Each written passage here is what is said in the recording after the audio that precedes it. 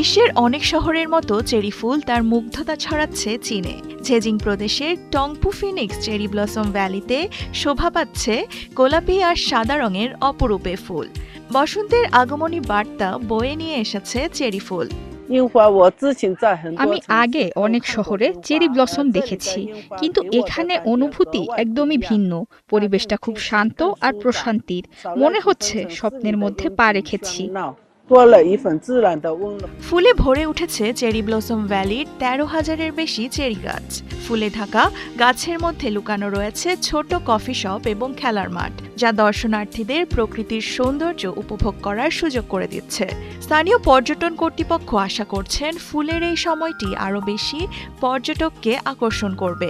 এই মনোমুগ্ধকর দৃশ্য দেখতে ভ্যালিতে আসছেন সারা দেশের প্রকৃতিপ্রেমীরা। সীমান্তের হাজারো কিলোমিটার দূরে রাশিয়ার সোচি শহরেও বসন্তের রং লেগেছে।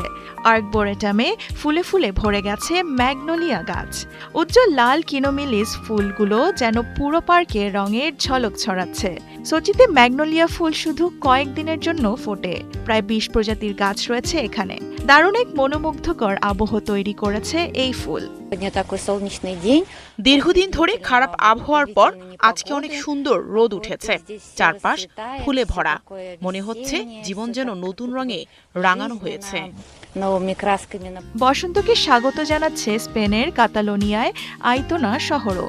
শহর জুড়ে বিস্তৃত পিচ বাগান ফেব্রুয়ারির শেষ থেকে মার্চের মাঝামাঝি পর্যন্ত ফুলে ভরে যায়। আর এই চমৎকার দৃশ্য প্রতি বছর আকর্ষণ করে লাখো দর্শনার্থীকে।